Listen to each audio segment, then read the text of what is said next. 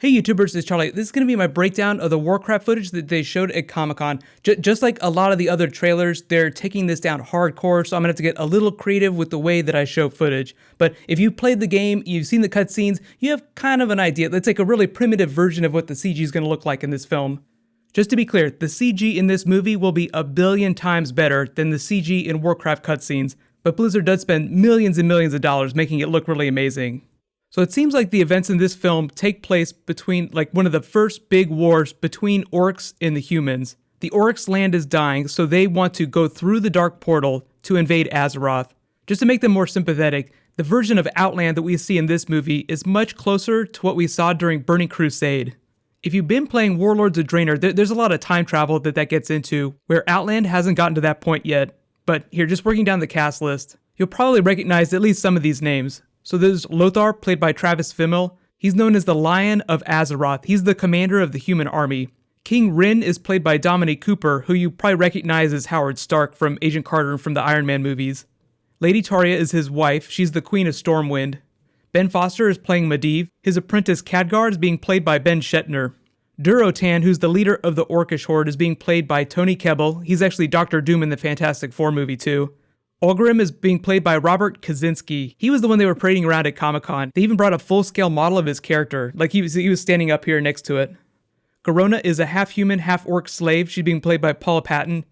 And Gul'dan is being played by Daniel Wu. He's the actual person that opens the dark portal into Azeroth. The only other really big character is Blackhand, being played by Clancy Brown, which I know everyone gets really excited about. Clancy Brown is probably like one of the most recognizable voices ever.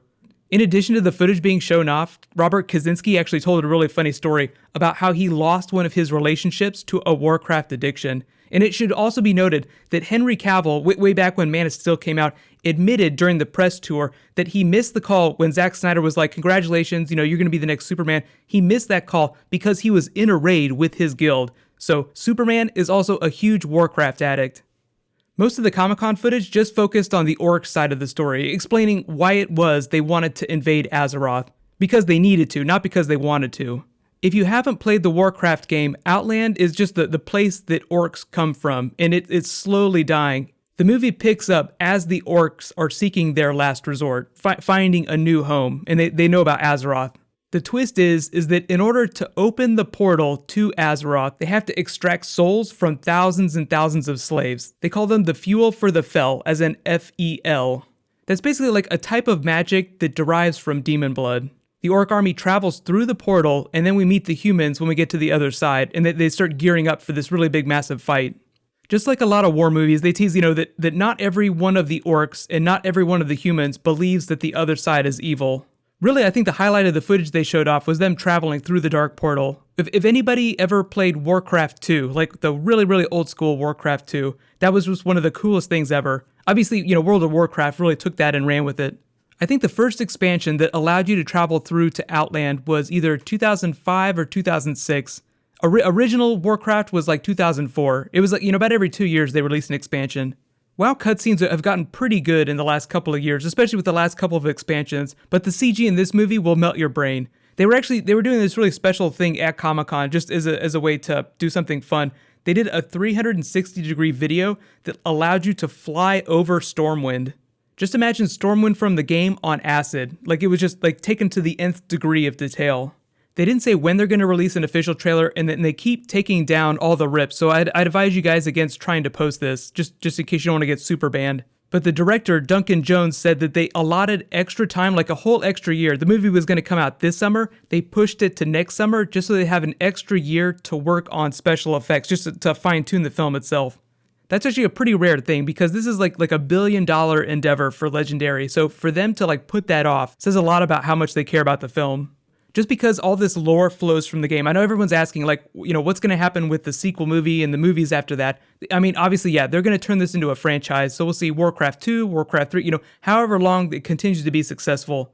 Because this is Legendary Entertainment that's behind this movie, and Blizzard are the people behind the game, I'm not expecting a whole lot of crossover, but do expect some really special tie-ins, and expect some really cool stuff to happen at BlizzCon next year. Even though they're two companies, they're going to do a lot of stuff together. They'll do a lot of cross-promotion.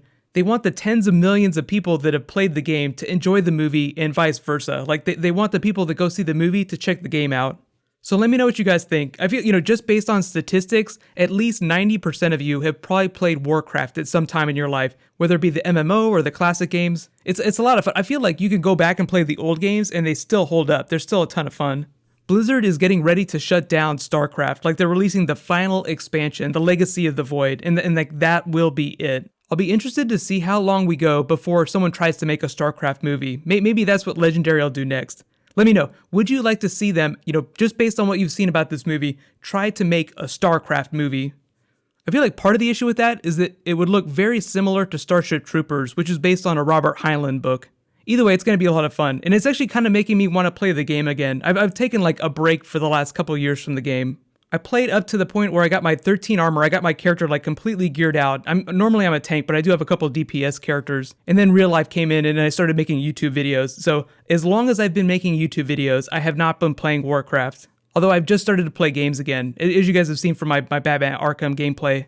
Everybody tell me their Warcraft stories in the comments below. Everybody has a Warcraft story. Either they got in trouble for playing it too much, they had a really awesome time, or they had some really special achievements. It's such a huge game that I feel like at least like 90% of YouTube has played it at some point. Just for reference, the movie's supposed to come out next summer, but they could always bump it around by a couple weeks, just depending on how things go with post-production. So I've got a couple other trailers from Comic-Con that I'm working my way through. I'm going to do Star Wars next. Be sure to subscribe to get that video. If there's anything from Comic-Con that I haven't done yet that you guys want me to do, just let me know. There is a new Fantastic Four trailer too, so if you want me to do that, just let me know in the comments. It's actually a pretty big trailer, so I might do that too. But while you guys wait for everything, you can click here for all my Comic-Con trailer videos. I've done at least like 3 or 4 at this point. There's a lot of them. And you guys can click here for my Deadpool trailer breakdown. That was probably the most popular footage that was shown at Comic-Con, which I think is kind of funny because it's actually a pretty small movie compared to some of the other ones. But thank you so much for watching, everybody. Let's high five. I'll see you guys tomorrow.